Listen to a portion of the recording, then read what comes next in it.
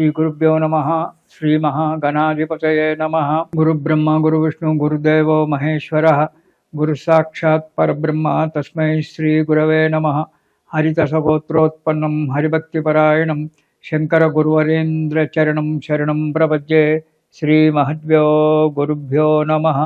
अरुणां करुणातरङ्गिताक्षीं धृतपाशाङ्कुश पुष्पभानचापाम् अनिमादिव्रयोवृताम् अयोकैः అహమిత్యేవ విభావయేద్ భవానీం. ఓం శ్రీమాత్రే నమః. ప్రేక్షకులకు రాబో నూతన సంవత్సరం యొక్క శుభాకాంక్షలు. ప్రతి మాసం మనం చెప్పుకున్నట్టుగానే ఈసారి కూడా మాస ఫలితాలు. ఇక వృశ్చిక రాశి, ఈ రాశి వారికి ఈ నెలలో జాగ్రత్తగా ఉండడం చాలా మంచిది. చేసే పనులందు ఆటంకాలు ఏర్పడతాయి. బంధుమిత్రులతో పోట్లాటలు జరగడము, ధనధాన్య నష్టాలు ఏర్పడము జరుగుతుంది. ఏవైనా కొత్త పనుల గురించి ఆలోచించినట్టయితే ఆ పనులు పెట్టుకోకపోవడం చాలా మంచిది. కుటుంబంలో సభ్యులతో చిక్కులు రావడం ఉంటుంది. ప్రతి పనికి ఆటంకాలు ఏర్పడడం జరుగుతుంది. జాగ్రత్తగా ఉండండి. కొన్ని పనులు మాత్రం నిదానంగా నెరవేరడం అనేటువంటి జరుగుతూ ఉంటుంది. ఆర్థిక పరిస్థితి కూడా కుంటుపడడం జరుగుతుంది. సరే, ఇవన్నీ ఒక ఎత్తు. చెడు దుర్మార్గులు మీకు మిత్రులు కావడానికి ప్రయత్నం చేస్తారు. ఆ చెడు సహవాసం వల్ల మీరు ఎంతో నష్టపోవాల్సి వస్తుంది. దురలవాట్లకు లోను కావడము, ధనం నష్టపోవడము, ఆరోగ్యం చెడగొట్టుకోవడం కూడా జరుగుతుంది. కాబట్టి చెడు సహవాసానికి దూరంగా ఉండండి. వృత్తి వ్యాపారాలందు నష్టం రావడం అనేటువంటిది ఉంటుంది. కాబట్టి దాన్ని కూడా జాగ్రత్తగా ఉండండి. దేని విషయంలో అయినా, ఖర్చు పెట్టడంలోనైనా, అడుగు ముందుకు వేయడంలోనైనా ఆచి తూచి అడుగు ముందుకు వేయండి. ఇక మొదటి వారం కనుక చూసుకున్నట్టయితే కొద్దిగా అనారోగ్యం ఉంటుంది. శారీరకంగా బలహీనపడతారు.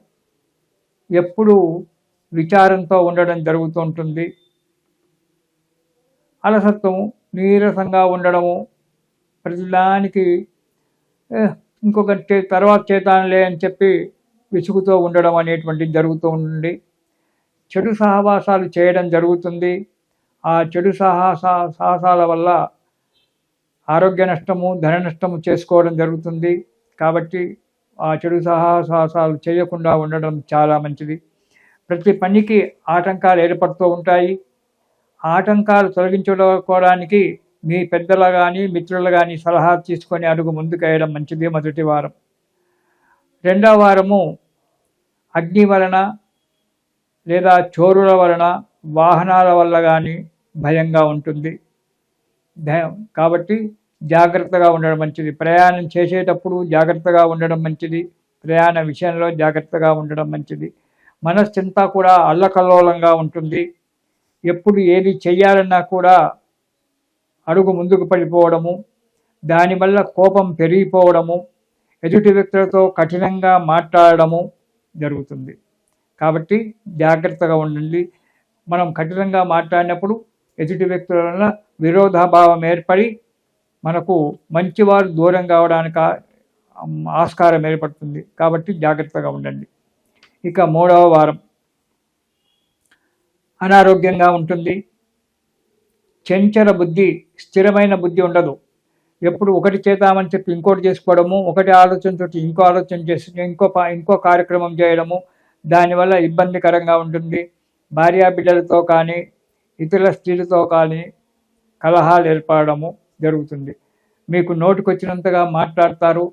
అలా మాట్లాడడం వల్ల పక్క ఇంటి వారి చేత కూడా పోట్లాటలు ఏర్పడడం అనేటువంటి జరుగుతూ ఉంటుంది. జాగ్రత్త అవసరం. దూర ప్రయాణాలు చేయవలసి రావడం వస్తుంది. ఈ ప్రయాణాల విషయంలో ఈ వృశ్చిక రాశి వారు చాలా జాగ్రత్తగా ఉండాలి. ఇక నాలుగవ వారం స్థానచలనం. మీరు చేసే ఉద్యోగంలో కానీ వ్యాపారంలో కానీ స్థానచలనం ఏర్పడము జరుగుతుంది. అనుకోని ఇబ్బందులు రావడం జరుగుతుంది. మనశ్శాంతి లేకపోవడం జరుగుతుంది.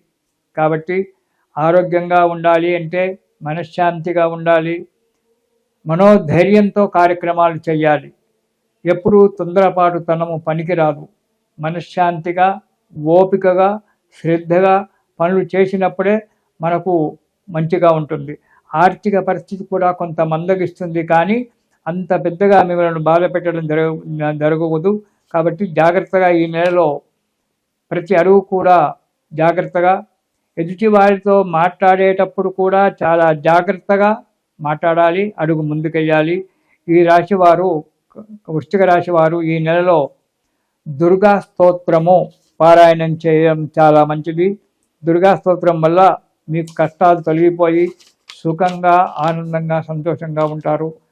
ఇది శుభం.